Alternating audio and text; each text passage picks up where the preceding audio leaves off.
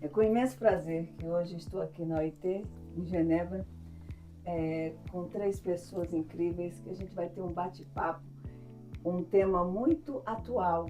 Cada um vai dar o seu depoimento, o que faz e quais são as oportunidades que no nosso planeta nós podemos, com esse tema, ter a melhoria tanto da nossa categoria quanto da nossa nação. É com prazer que eu apresento o presidente da CSB, Antônio Neto. Como vai? Tudo bem, obrigado, estamos aqui. Uma honra estar aqui, né, na OIT, fazendo uma conversa sobre... Aqui eu aprendi um termo novo, a palavra mediação pode ser utilizada para tantas outras coisas, né? Estamos aqui com Gabriela Ourivio Asmar. Ourivio Asmar. Prazer. É um prazer imenso receber vocês aqui na OIT e ter a delegação brasileira, né, com tão brilhantes mentes e almas. É isso aí. Da CSB, e uma honra estar aqui na presença da doutora presidente, da doutora Gabriela, para aprender um pouco mais sobre essa questão da relação de trabalho remoto, os benefícios e os malefícios que elas trouxeram para a nossa sociedade. Bom, eu queria saber de vocês a respeito de como o trabalho remoto afeta a dinâmica das relações interpessoais em comparação com o ambiente do escritório tradicional. E quais as mudanças que estão sendo percebidas nesse contexto? Tá vendo? Não podia ser mais atual, né? Embora a gente esteja aprendendo desde o início da pandemia a lidar com essa nova realidade, ainda tem muito por aprender e as organizações ainda estão criando e testando soluções para encontrar o melhor dos dois mundos, literalmente, mas ainda estamos distantes. Então, presidente, o que você me diz? Na verdade, a Gabriela colocou muito bem, porque a partir da pandemia explodiu toda a problemática da relação interpessoal, seja familiar, seja profissional, seja o que for. E explodiu, como ela bem nos relatou anteriormente, explodiu realmente os problemas que não havia, porque muita gente faz com que a sua opção de trabalho se torne a sua vida, né? Só profissional aparece. E quando se obriga a ficar resumido à sua casa, ao seu ambiente familiar, as coisas explodem, porque a vida não é só profissional. Então, nós temos tido a oportunidade de ver trabalhadores com doenças mentais, trabalhadores com muitas dificuldades em relacionamento e problemas de violência doméstica explodindo também, mostrando todas essas questões por causa do trabalho chamado home office, ou trabalho em casa, né? E as empresas também, a gente até aprendeu que o capitalismo não vive sem a circulação das pessoas, as empresas começam, a partir de 2 anos depois da pandemia, a exigir a presença de todos dentro da companhia. E há aquele que acostumou bem em casa, aqueles que não se acostumaram bem em casa. Então, como compatibilizar isso é uma grande problemática. E eu creio que isso faz parte, inclusive, das coisas que a doutora Gabriela tem feito discussões e tem visto ao longo de todas as coisas, especialmente estando aqui na OIT. Você falou uma coisa pertinente. A questão do sofrimento que às vezes as pessoas querem voltar ao trabalho por assédio, violência, né, dentro de casa.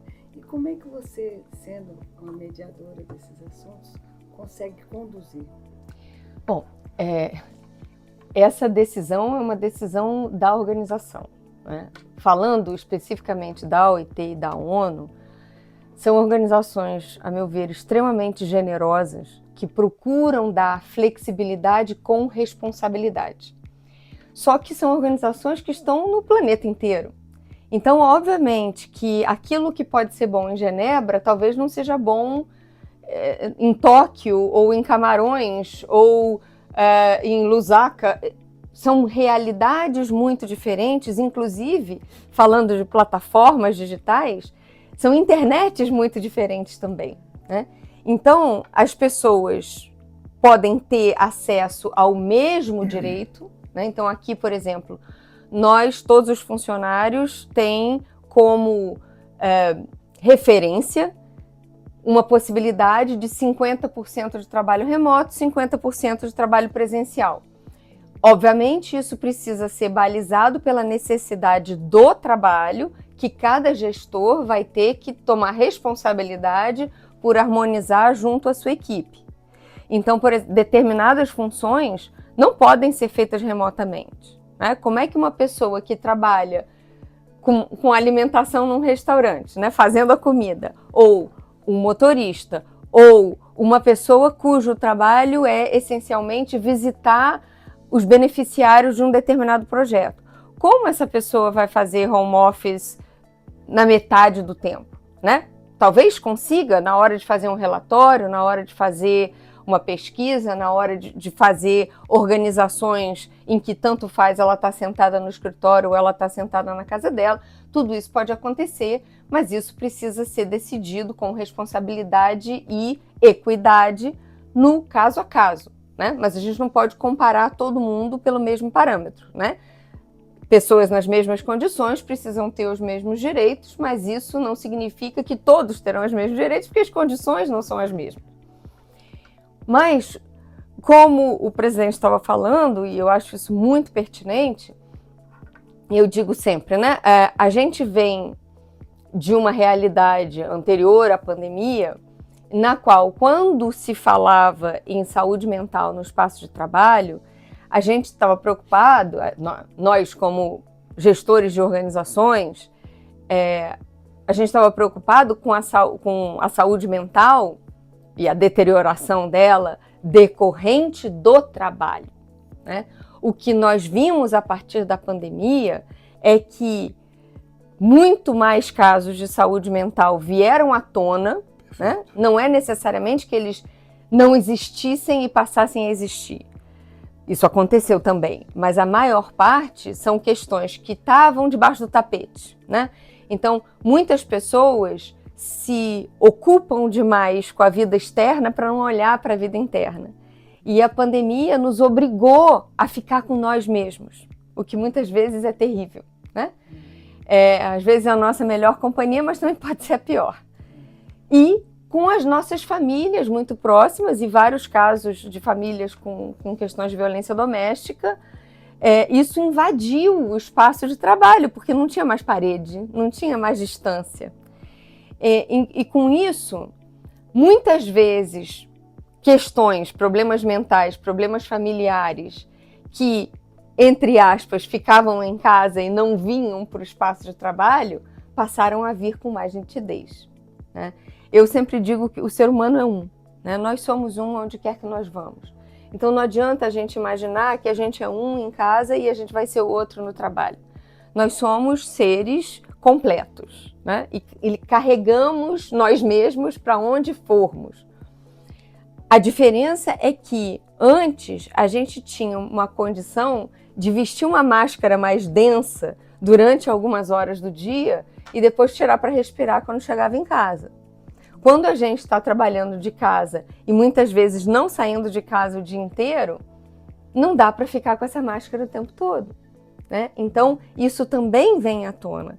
E isso é uma outra coisa que eu muitas vezes falo. Questões de saúde mental são contagiosas. Então, não é por mal, né? Nunca é por mal, mas é uma realidade que, se você tem um membro da equipe que está passando por uma situação aguda em que aquela própria pessoa perde a chave da porta que faz separar, né, as suas questões pessoais das suas questões de trabalho, isso vai invadir o espaço de trabalho das outras pessoas também, né? E muitas vezes essa pessoa, pela própria característica da sua condição, né, que não é por mal, mas é uma realidade, não tem condição de ser aquela que vai fazer o seu próprio diagnóstico ou procurar um diagnóstico de uma forma consciente. Então, muitas vezes os empregadores ficam se perguntando, né, como lidar, como entrar nesse nível de cuidado sem invadir o espaço pessoal dos seus empregados, né? Ainda não temos essas respostas. Mas o que sabemos é que se alguém não tomar essa atitude, né, muitas vezes essas pessoas, pelas suas próprias questões familiares, não vão ter outros que possam ajudá-la a chegar a um diagnóstico e a se tratar, né, a se cuidar, a não se sentir tão só. E isso vai se multiplicando na medida em que as outras pessoas que precisam estar num contato constante com essas pessoas vão tendo que segurar as questões de o trabalho que não é feito como deveria ser feito, muitas vezes tem que ser refeito, muitas vezes as pessoas ficam tentando resolver questões num nível racional de algo que não vem do racional, e essas pessoas não são e nem deveriam ser capacitadas para esse tipo de intervenção. E a senhora, doutora, falou uma coisa muito interessante na questão familiar, porque se uma mulher, né, além do problema, esqueçamos o problema da violência doméstica, vamos ver o problema com crianças, né? Que a criança se sente, a mãe está em casa, mas não pode me dar atenção. A mãe não, já gerando um segundo problema para gerar mais dificuldade para essa mulher que já tem o problema da dupla jornada, já tem o problema do salário menor, já tem todas as questões que as mulheres sofrem, vai agravar ainda mais em função de estar dentro de casa, não poder dar atenção ao filho pequeno, que não compreende que ela estando em casa, ela não está em casa, ela está no escritório, que é uma confusão que para nós já é difícil, imagino para crianças. Como é que a gente pode analisar ou sugerir que possamos ver isso? É o fim do home office? Nada é o fim, né? Nós estamos aprendendo a lidar com isso. E aí a gente, dentro dessa questão que é muito difícil, e graças a Deus hoje também temos muitos pães que passam por isso, né? Pais que atuam como mães. E isso é muito bom para a humanidade, a meu ver, porque a criança precisa, né, das duas. Eu uso sempre esse símbolo no meu celular, porque muitas vezes nos meus casos de mediação eu lembro as pessoas que são energias complementares, né? O yin e o yang, o masculino e o feminino, a maternidade e a paternidade são importantes não apenas na criação de um filho, mas na criação de um projeto, na gestão de uma equipe, na gestão de uma organização inteira.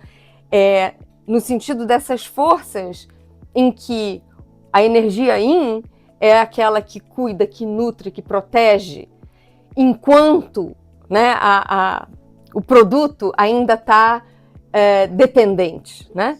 E o yang é aquela energia que bota para a rua, que diz, vai lá meu filho, te vira, qualquer coisa eu tô aqui, mas primeiro você tenta se virar, e que ganha o mundo, que ganha novas fronteiras, né? Então, essas energias são ambas muito importantes e ficaram absolutamente soterradas na pandemia, né? Agora tá melhorando um pouco, mas isso é para dizer, voltando à questão original, que essa separação entre maternidade, paternidade e o profissional ficaram muito sofridas, né, nesse princípio, porque de fato a minha filha tinha 6 para 7 anos no início da pandemia. Ela não entende por que ela está em casa, a mãe e pai estão em casa e nenhum está dando bola para ela, porque estão os dois enfiados no seu computador 12 horas por dia, porque a gente começou a trabalhar ainda mais, né? Ela cresceu, né? Ela estava numa fase de alfabetização, os professores também tentando se adaptar a isso, foi uma coisa alucinante. Eu dizia que começava a hora da aula online, pelo menos a minha filha virava gremlin, né? Aquele gremlin que a gente jogou água, que se multiplicou e que ficou feroz, né?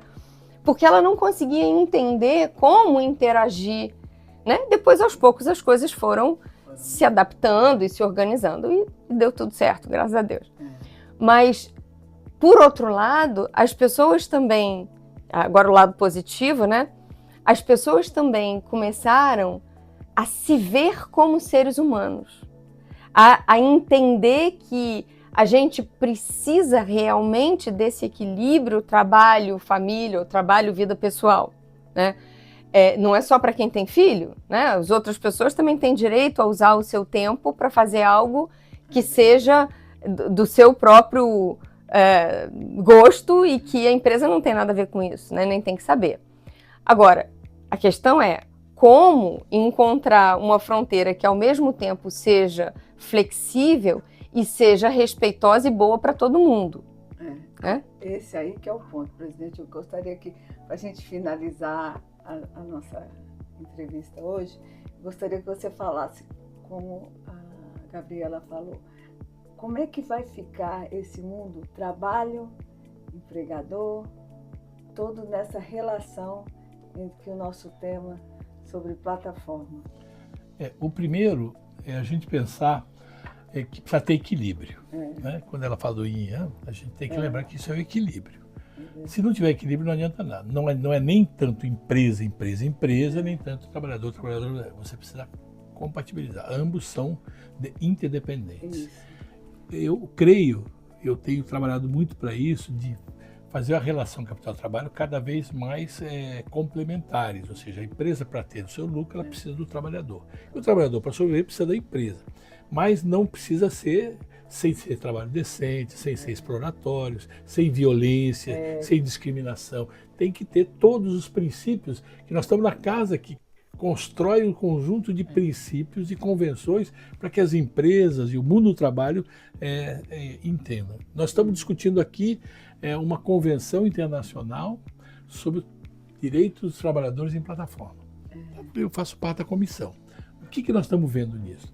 Que o empresariado, especialmente o empresariado, e talvez as grandes chamadas Big Techs, não querem regular nada. No máximo que aceitariam uma normatização, o que eles chamam de uma convenção, e teria um regramento para acompanhar a normatização. Mas eles não querem, tem que deixar tudo livre. Não é possível. A liberdade não é aquela propaganda que a gente viu lá na década de 70, que é uma calça velha, azul e desbotada. Não, a liberdade ela tem limites. A sua liberdade vai até onde invade a minha liberdade e a minha vai até onde... Ou seja, temos que colocar esses limites e as empresas precisam compreender isso. Não dá para fazer um trabalhador trabalhar 14, 16 horas por dia sem direito a nada, sem ter futuro, sem ter... segurança, seja jurídica, seja previdenciária, seja de saúde, ou seja, harmonizar. Aí esse símbolo que ela colocou aqui, ela é o que representa, nós temos que harmonizar essas duas questões, né? E esse é o papel do sindicato. O sindicato é para fazer exatamente a interseção entre os trabalhadores daquele conjunto de categorias e aquelas empresas, para que elas possam estarem harmônicas, ou seja, trabalharem no sentido de construir coisas boas para a sociedade e, acima de tudo, respeitando o direito das pessoas. E cuidar da saúde delas, porque não adianta você criar ambientes de trabalho opressivos, violentos, e com isso gerando cada vez mais problemas para a sociedade, pessoas doentes. Então eu creio que esta visão que a doutora Gabriela colocou, ela é perfeita. Eu estou muito feliz de ouvir isso aqui e vou tentar utilizar agora lá na comissão que estamos discutindo a plataforma, porque passamos 2 dias para chegar a consenso se vamos ter uma convenção ou não vamos ter uma convenção. É brincadeira? Os empresários não querem. E então eu acho que nesse sentido. Então estou profundamente consciente disso. Eu gostaria que você finalizasse, como mediadora, como mãe, como mulher, a razão, né, dessa questão entre o trabalho, o empregador, o empregado, e dentro da sua organização, o quanto isso é importante para que isso tenha ganhos para toda a humanidade. Olha, essa pergunta é a pergunta do milhão. Eu tentando resumir, tem que ser bom para todo mundo, né? Nós somos interdependentes, como disse o presidente. Não tem como ser bom para um se não for bom para os demais que precisam interagir para que algo de bom possa acontecer, né? A humanidade está num patamar de autoconhecimento coletivo, né, que clama por esse equilíbrio que realmente seja justo, que realmente seja transparente, que realmente trate todos os seres humanos como, eu não diria iguais, mas complementares. Né? E isso é que vem cada vez mais à tona do momento em que a gente começa a se ver como seres humanos no trabalho, né? Que antes a gente era máquina, né? Inclusive os altos executivos, né? Antes, na minha geração, a gente se orgulhava de fazer 1 milhão de horas extras. A geração atual nem cogita fazer hora extra. Tá certo? Tá errado? Eu acho que ainda não chegamos a um equilíbrio, né? A humanidade caminha em pêndulos e a gente ainda está visitando os extremos antes de encontrar um lugar em que todos possam caber de uma forma sustentável. E é por isso que as convenções são tão importantes. O que me passou pela cabeça quando eu lhe escutava é que a humanidade ainda não está num nível de evolução espiritual para lidar com a liberdade total. Né? A liberdade requer um nível de responsabilidade para consigo e para com o outro que a gente ainda não pode tomar como um default, né? Como algo que já é um dado, porque não é. Né? Então, o que acontece quando a liberdade é testada é que uns trabalham demais, outros trabalham de menos. Não é justo para ninguém e não tem como ser sustentável. Então, essa sustentabilidade requer regras claras. Né? A humanidade ainda é uma criança clamando por regras claras para poder crescer saudável. E cá estamos. Muito bem. Então, gente, é isso. Mais uma entrevista junto com o presidente, com essa querida Gabriela. E se você gostou, continue conosco, participe, compartilhe, se inscreva no nosso canal. Estou te esperando, hein? Tchau, tchau.